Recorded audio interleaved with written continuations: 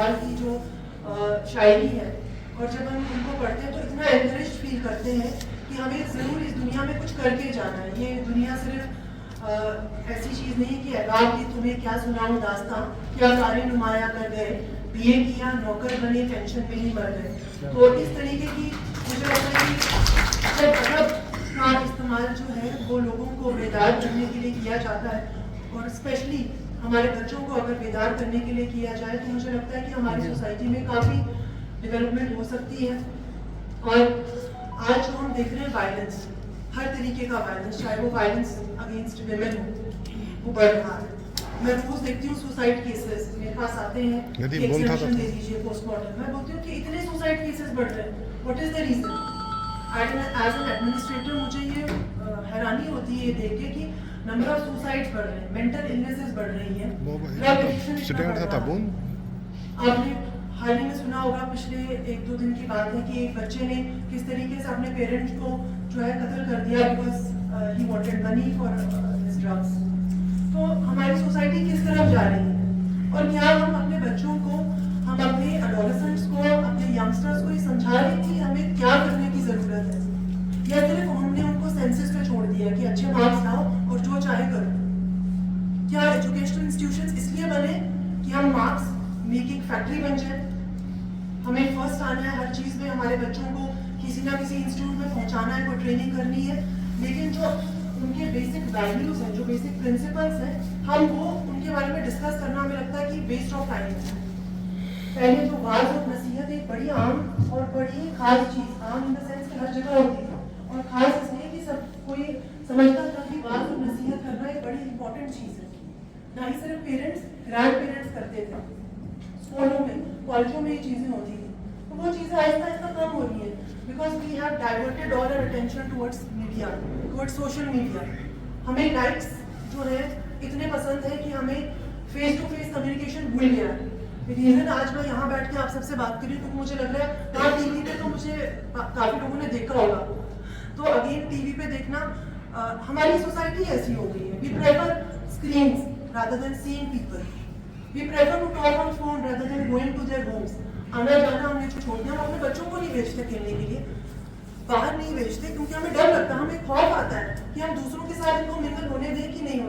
As a parent मुझे भी काफी बार डर लगता है कि क्या मैं विश्वास कर सकती हूँ बाहर के बच्चों के साथ ये बैठेंगे उठेंगे तो ये सेफ है कि नहीं, ऐसा क्यों हो रहा है?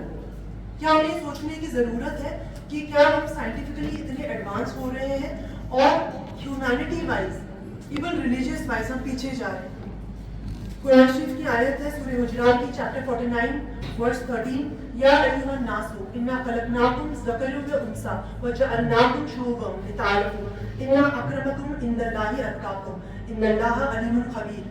O mankind, we created you from a single pair of male and female so that you may know each other, not that you may despise each other. Verily, the most honor of you in the sight of Allah is He who is the most virtuous of you, and it is He who knows everything. ये हमारे कुरान शरीफ की आयत है जिसमें बोला गया है कि हमने इंसानों को डिफरेंट तरीके के बनाए, डिफरेंट ट्राइब्स के बनाए ताकि वो एक दूसरे को पहचाने। मतलब उनमें वो डिफरेंसेस जो है वो एक दूसरे से नफरत करने के लिए नहीं है। आज दूसरे लैंग्वेज को हम नफरत करते हैं, दूसरे रिलीजन से हम नफरत करते हैं, दूसरी तरीके के इंसान को देख के हमें लगता है कि नहीं ये हम जैसे नहीं।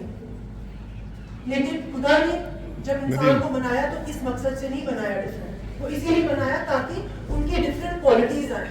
हर इंसान में कुछ खूबियां हैं, हर ट्राइब में, हर नेशन में कुछ खूबियां हैं। उनसे नफरत करने की बजाय हमें उनसे सीखना चाहिए। पंजाब में मैंने बहुत देर ड्यूटी की है, 4-5 साल में वहां रही, तो मुझे उनकी एक कहावत बहुत अच्छी लगती है।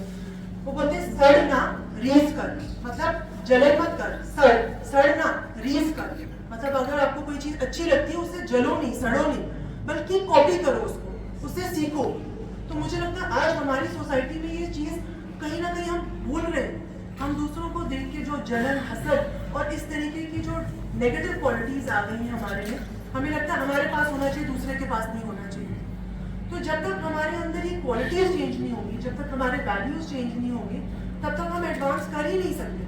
और पीस के लिए सबसे इम्पोर्टेंट चीज यही है कि हम दूसरों से सीखें, दूसरे लोगों से सीखें। अगर दूसरा कर सकता है तो मैं भी कर सकता हूँ। If one human being can do, the other person can also do, क्योंकि खुदा ने हर एक में कोई ना कोई एबिलिटी, कोई ना कोई कैपेबिलिटी, कोई ना कोई क्वालिटी ज़रूर रखी है। बस हमें उसे पहचानने की ज़रूरत है, हमें अपने आप में वो एतमाद करने की ज़रूरत है, हाँ मैं कुछ कर सकता हूँ। स्पेशली मैं लड़कियों से ही कहती हूँ कि आप स्पेशल इसलिए नहीं होती कि आप बहुत अच्छे कपड़े पहने और बहुत अच्छे आप दिखें। आप स्पेशल इसलिए हैं क्योंकि खुदा ने आप में कोई अच्छी क्वालिटी दी है, कि आप कुछ ऐसा काम करें कि सोसाइटी में आप अपना ही नहीं, अपने घर वालों का ही नहीं, बल्कि पूरी ह्यूमैनिटी के लिए कुछ कर सकते हैं। अगर आप इस दुनिया में आए हैं तो आपका कोई मकसद है, उस मकसद को पहचानना सबसे पहले पेरेंट्स की रिस्पॉन्सिबिलिटी है, फिर टीचर्स की रिस्पॉन्सिबिलिटी है। टीचर्स की रिस्पॉन्सिबिलिटी ये नहीं है कि जो बेस्ट स्टूडेंट है उसको आगे आगे करते जाए, और जो हम कहें नहीं ये तो अच्छा स्टूडेंट है। मैं काफ़ी स्कूल्स में जाती हूँ और मैं जब किसी से सवाल पूछती हूँ तो टीचर्स बोलते हैं इससे पूछो ये अच्छा स्टूडेंट है। तो वो क्या होता है अच्छा स्टूडेंट? जो अच्छा है वो तो अच्छा ही है, जो अच्छा नहीं है उसको उठाइए, उसको उभारिए, वो आपका काम है। बच्चों में डिफरेंशिएट करना और उनको ये समझाना भी नहीं तुम इस लायक नहीं हो, तुम इस लायक हो, क्योंकि उसमें कुछ इनहेरेंट जो क्वालिटीज हैं बिकॉज ऑफ द अपब्रिंगिंग और because of the family background, ये टीचर्स की बहुत इंपॉर्टेंट रिस्पॉन्सिबिलिटी। और मुझे लगता है ये प्रोफेसर्स हमारे कॉलेजेस में भी जो है उनकी बहुत इंपॉर्टेंट रिस्पॉन्सिबिलिटी कि हर बच्चे का आइडेंटिफाई करना कि उसमें क्या क्वालिटी है और वो किस तरीके से अपने आप को प्रेजेंट कर सकता है। क्योंकि एक बच्चा जब कॉलेज में आता है वो एक बच्चा ही होता है, फिजिकली वो शायद ग्रोन अप हो लेकिन मेंटली वो अभी बच्चा होता है और उसको हैंड होल्डिंग की, सपोर्ट की जरूरत होती है।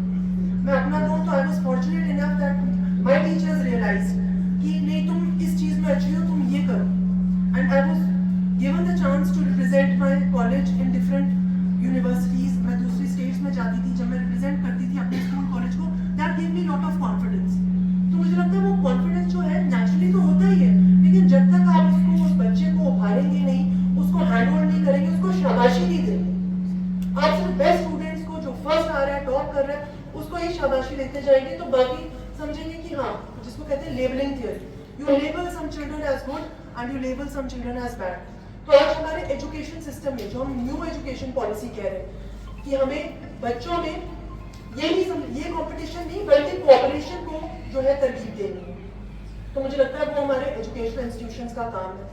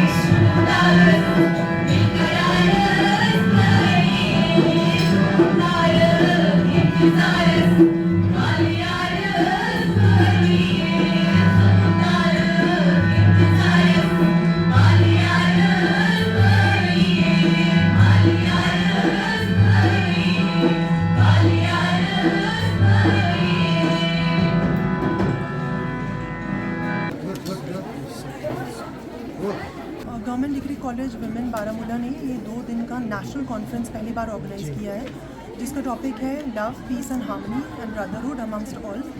तो इस पे सारे जो प्रोफेसर्स हैं वो डिफरेंट कॉलेजेस से आए हैं, डिफरेंट स्टेट्स ऑफ इंडिया से।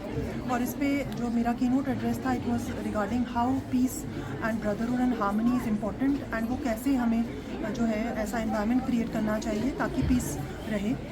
इस पे मुझे लगता है कि सारे बच्चे जो हैं उनको भी इन्वॉल्व किया जाएगा। ये जो कॉन्फ्रेंस है उसमें डिफरेंट प्रोफेसर्स वगैरह अपने जो ख्यालात हैं वो पेश करेंगे और उसके बाद उसको एक बुक फॉर्म में भी आगे लाया जाएगा। हमारी किसी भी तरह की डेवलपमेंट के लिए पीस एक प्री रिक्विजिट है, तब तक डेवलपमेंट प्रॉस्पेरिटी हो ही नहीं सकती जब तक पीस ना हो। वो पीस जो है वो हमें अपने घरों से पहले स्टार्ट करना है, अपनी सोसाइटीज़ में पहले रखना है, और अपने बच्चों को स्पेशली जो हमारे एडोलेसेंट्स बच्चे हैं, जो हमारे छोटे बच्चे हैं, उनको भी तरकीब देनी है कि इस जानिब वो सोचें। आज का जो मीडिया का दौर है, सोशल मीडिया का दौर है, उसमें बच्चे जो हैं वो काफ़ी डिफरेंट तरीके की एक्सपोजर्स उनको मिलते हैं, लेकिन ये समझना बहुत इम्पॉर्टेंट है कि किस तरीके से आपस में जो different religion, different regions, different languages के लोग हैं उनमें हारमनी कितनी इम्पॉर्टेंट है। और किसी भी इनोसेंट लाइफ को लेना एक गुनाह है, जो हमारे कुरान शरीफ में भी लिखा है, जो डिफरेंट रिलीजियस स्क्रिप्चर्स में लिखा है। इसी बारे में ये कॉन्फ्रेंस है, जिसमें मुझे लगता है ये पहली कॉन्फ्रेंस है और इंशाल्लाह बाकी कॉलेजेस में भी बारामूला में ये हम करवाएंगे इंशाल्लाह।